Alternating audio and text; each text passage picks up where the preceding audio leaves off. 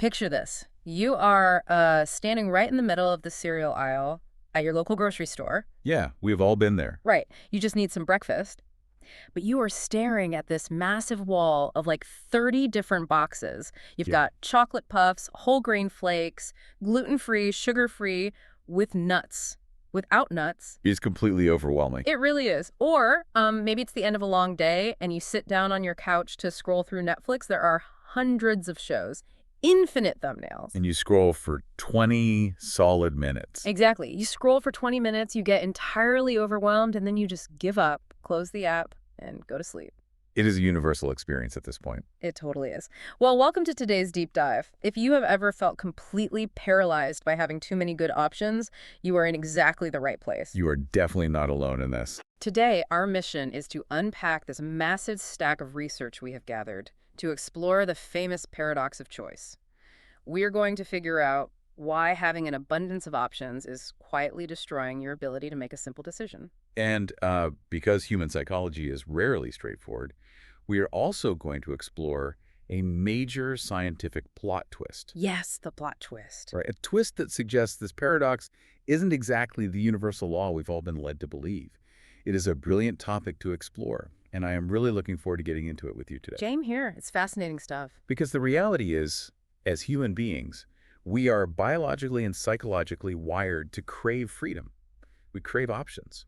But when you look at the progression of our modern environment, it has evolved so rapidly that it has turned this beautiful abundance into a very real cognitive trap. We just haven't adapted to process the sheer volume of choices we face on a daily basis. Exactly. Our brains are essentially running outdated software for a modern world.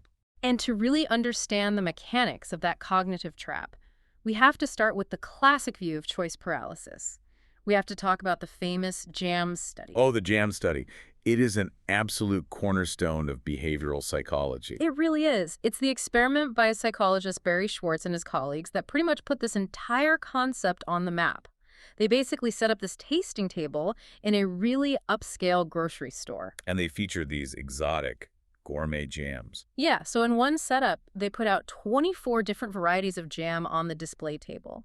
And obviously, that massive display attracted a ton of attention. People stopped, they looked, they tasted. But here's the kicker. When it actually came down to buying a jar, only a measly 3% of the people made a purchase. 3%, which is wild, because then the researchers changed the setup. They shrunk the display down to just 6 jams. A tiny fraction of the original choice. Right, and fewer people stopped by the table overall. But of the people who did stop, a massive 30% ended up buying a jar. 30% versus 3%. Exactly. That is a gigantic shift in human behavior just by taking away options. The contrast is striking. And what's fascinating here is the psychological mechanism driving that behavior. It comes down to a concept called opportunity cost. Right, the cost of the things you leave behind. Exactly. When you choose one option out of 3, you are only rejecting 2 alternatives. Yeah. Your brain can process that relatively easily. It's just manageable. Very manageable. But when you are forced to choose one option out of, say, 300, you are actively rejecting 299 imagined futures. And your brain doesn't just naturally ignore those 299 alternatives. It actively tries to simulate them. So you are essentially trying to live out every single timeline before putting a jar of strawberry jam in your grocery cart. Precisely. You are scanning for the absolute best outcome. You are evaluating all the trade-offs, trying to predict your future satisfaction with a strawberry preserve versus, say, a boysenberry preserve. That sounds exhausting. It is. That process consumes an enormous amount of your working memory. And once your cognitive load exceeds its natural capacity, your brain essentially hits a brick wall. It shifts from thinking, I will choose wisely, to, I will just postpone this decision until later. Which is exactly why everyone just walked away from the table of 24 jam. Yes, they opted out of deciding altogether. It is exhausting just thinking about it. And the real issue, looking at the sources here, is that this cognitive load doesn't just stop at the grocery store. It follows you home. It actively affects how you experience the thing you actually bought. The post-purchase experience, yes. Right.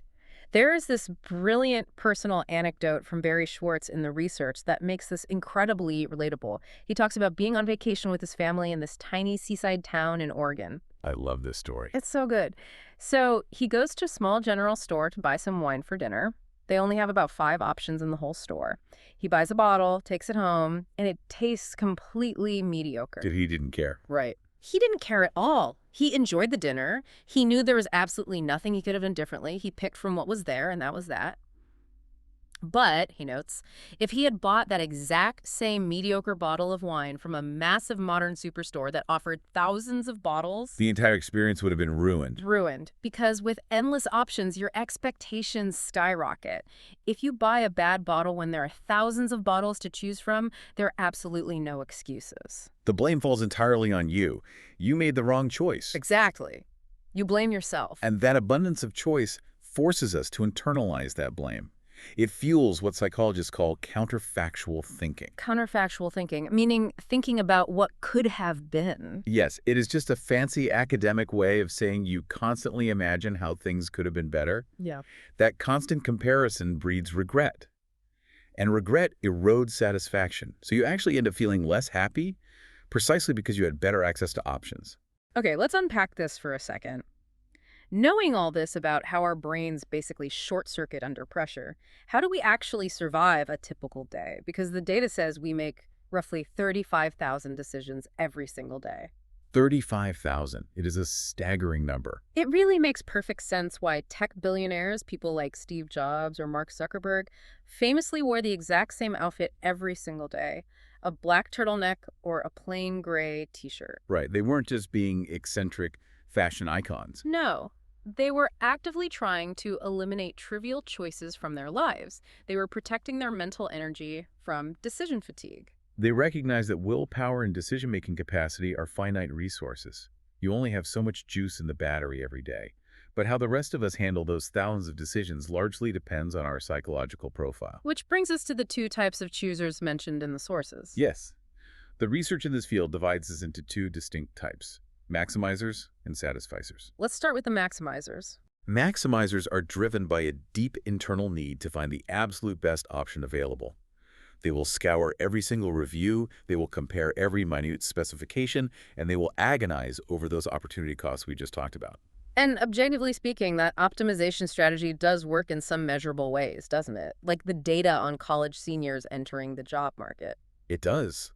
The studies show that college students who are maximizers actually end up securing better, higher-paying jobs upon graduation compared to their peers. Because they cast a much wider net and probably negotiate harder. Exactly.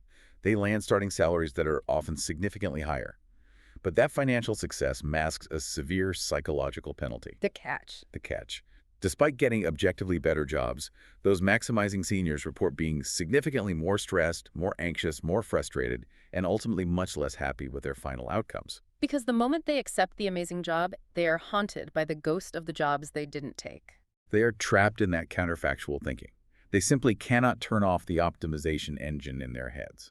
Wow. And then on the other end of the spectrum, you have the satisficers. Right. A satisficer operates very differently. They establish a clear set of criteria beforehand. And once they find an option that meets those criteria, the good enough choice, they stop looking. They just pull a trigger and move on. They make the choice and they move on. And the psychological studies consistently show that satisficers are far happier and experience significantly less anxiety in their daily lives. It reminds me of this brilliant analogy from the TED Talk source that compares modern life to an all-you-can-eat buffet. Oh, that is a great visual. Right. You walk into a buffet, you look at the endless trays of food, and you think, this is amazing, I can have absolutely anything I want. But by the time you are on your 3rd plate, you are just bloated, confused, and filled with regret. You've completely lost the joy of the meal. Exactly. When everything is possible, nothing feels special anymore. You aren't curating your life, you are just drowning in options. It is a perfect analogy for the cognitive drain of modern society. But wait, hold on. Just as we are ready to declare the paradox of choice the ultimate villain of modern life, we have to look at the broader scientific consensus, because here is where it gets really interesting. The plot twist. The plot twist. In 2010, a researcher named Benjamin Scheibehenne and his colleagues published a massive, sweeping meta-analysis. They didn't just look at one jam study in one grocery store. They looked at 50 different experiments involving over 5 5,000 participants across a huge variety of contexts. And the results were shocking to a lot of people in the field. Totally shocking. Because when they averaged out the data from all 5,000 people, the actual paralyzing effect of having too many choices completely vanished. The mean effect size was virtually zero. Zero. Yeah. It's a fascinating contradiction. You have this highly intuitive, very famous JAM study showing massive paralysis, and then 50 other studies showing basically no effect. And in some specific cases, the data show that people actually preferred having more options. So the paradox isn't real. Well, this raises an important question. What that meta-analysis reveals is that choice overload is not a universal, unbreakable law of human nature. It is highly conditional. Conditional meaning it needs the right environment. Yes, it requires very specific preconditions to actually trigger that paralysis in your brain. Which means the JAM study was relying on specific circumstances that caused everyone to freeze up. So what are those preconditions? How do we know when more choices will break our brains versus when they will actually help us? The first major factor is prior preference, which really just comes down to your personal level of expertise. Expertise. Okay, give me an example. Let's say you are a self-proclaimed coffee snob. You know the difference between a washed and a natural process. You know your roast profiles perfectly. You have your own grinder at home. Exactly. Walking into a specialty cafe with a menu of 50 different global roasts is absolute heaven for you. You know exactly what you were looking for, and the abundance of choice allows you to pinpoint your exact desire. In that case, the more is better rule applies perfectly. But if you are me, and you don't know the first thing about coffee. Right. If you just want a quick cup of caffeine to wake up, that exact same menu of 50 roasts is a complete nightmare. It triggers instant paralysis because you lack the mental framework to evaluate the options. That makes total sense. If you know what you're doing, options are a tool. If you don't, they are a trap. Precisely. Another massive factor the research highlights is categorization. Right, how the choices are displayed to you. Yes. If you hand someone a list of 50 random, completely unorganized options, their brain essentially gives up. But if you take those exact same 50 options and arrange them into clear, logical categories, like organizing a grocery store into distinct aisles rather than throwing everything into a giant pile in the middle of the room, the cognitive burden plummets. People navigate it just fine. They do. And then, crucially, there is the impact of time pressure. The studies show that if you feel rushed while trying to process a high volume of complex information, it practically guarantees that you will experience regret and dissatisfaction later. So time pressure, combined with a lack of structure and a lack of expertise, is basically the perfect recipe for choice paralysis. That is the exact formula for a mental short circuit. But the academic literature didn't stop there, and this is where it gets really applicable to how we actually shop today. There is a modern university thesis we reviewed by Alessandra Eldravandi from LES University, and it tests a totally new angle on this paradox. Yes, the concept of customer involvement. This is a crucial piece of the puzzle. Customer involvement. Can you break down what that actually means in this context? Involvement in behavioral economics refers to the psychological stakes of the decision. It measures how much time, energy, financial resources, and emotional weight you are genuinely willing to invest in a particular choice. Okay, so the LES study basically broke this down by testing a low involvement scenario against a high involvement scenario. Right. Let's look at the low involvement test first. So for the low stakes, everyday decisions, they use basic clothing items. They use white t-shirts and jeans. And the data here completely backed up Barry Schwartz's original paradox of choice. When shopping for basic jeans, people strongly preferred having fewer options. They didn't want the cognitive load. Exactly. Given the choice, they were much more likely to make a purchase when presented with just 3 pairs of jeans rather than 10 pairs. For trivial things, our brains simply do not want to work hard. But if we connect this to the bigger picture, the fascinating part is what happened when the researchers switched to a high-involvement item. The LCD televisions. Yes, they tested the exact same dynamic using LCD TVs.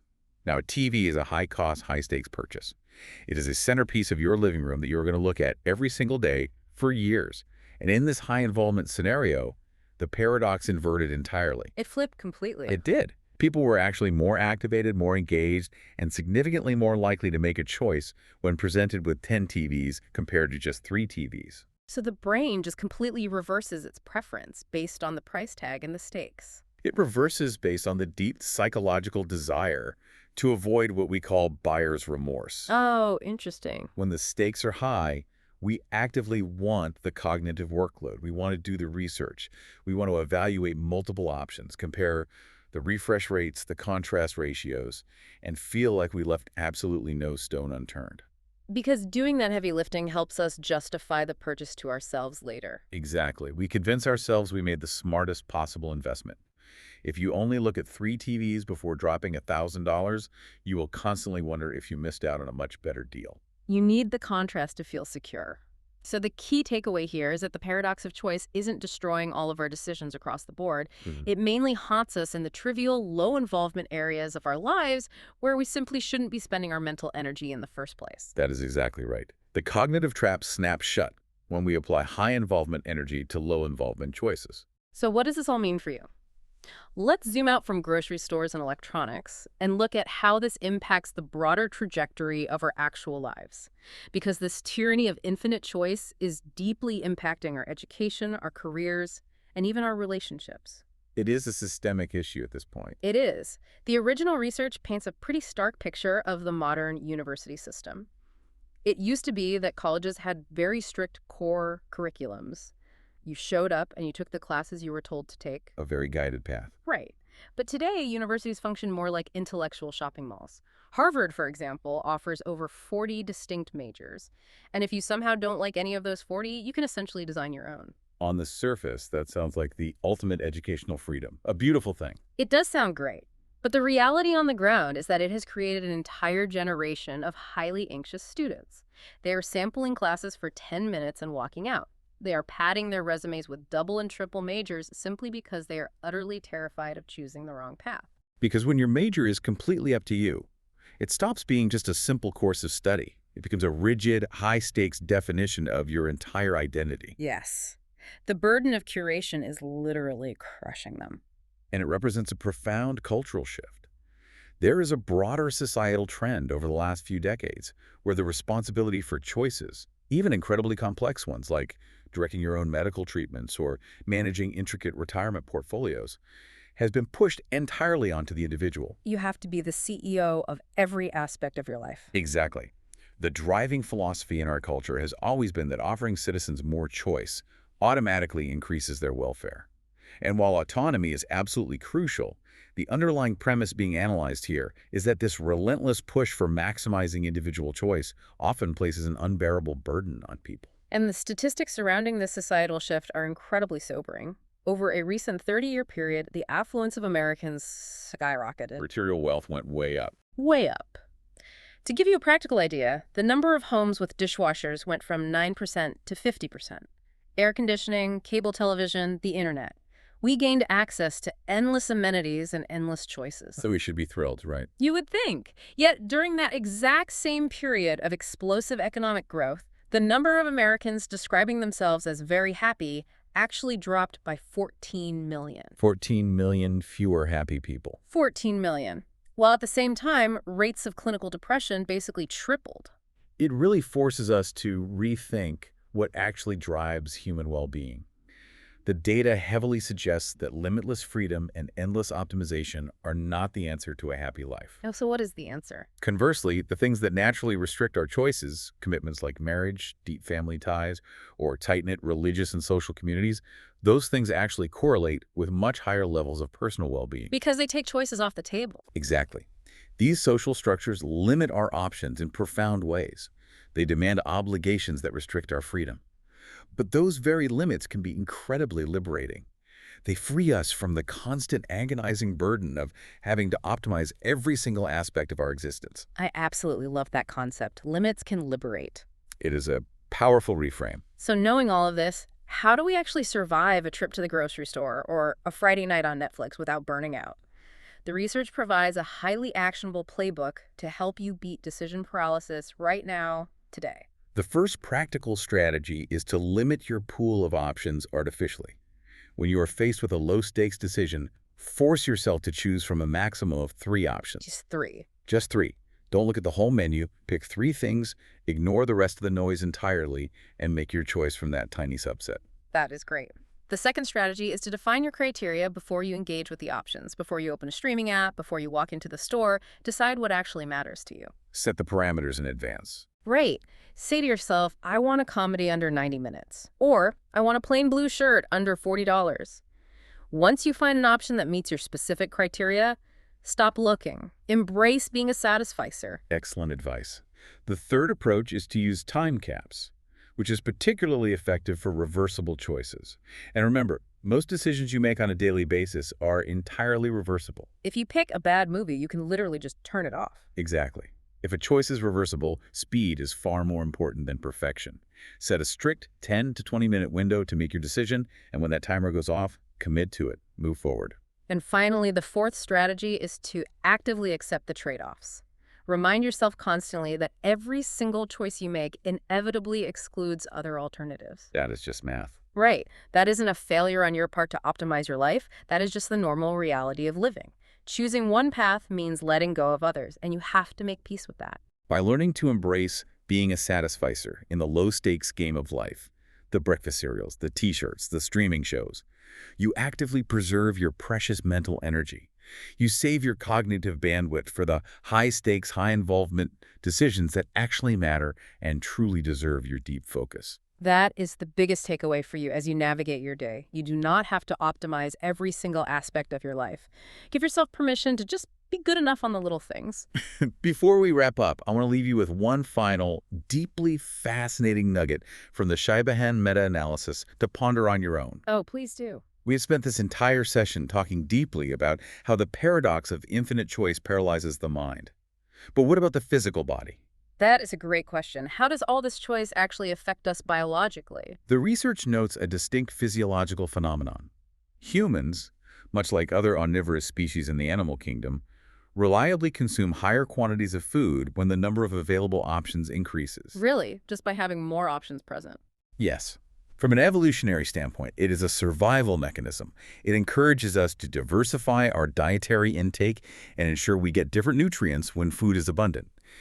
But apply that ancient biology to today's modern world. The buffet. Exactly. The next time you find yourself at a literal all-you-can-eat buffet, or perhaps more relevantly, mindlessly scrolling an endless buffet of digital content on your phone, ask yourself a question.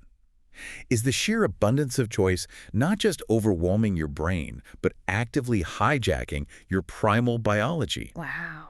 Are you over-consuming food, media, or information simply because the options are sitting right there in front of you? It is definitely something for you to chew on. That is a phenomenal thought to end on. Thank you so much for joining us for this deep dive into the paradox of choice. We hope it helps you navigate your world with a little more clarity and a lot less stress. Keep questioning the world around you, set those time limits on the trivial things, and we will catch you on the next one.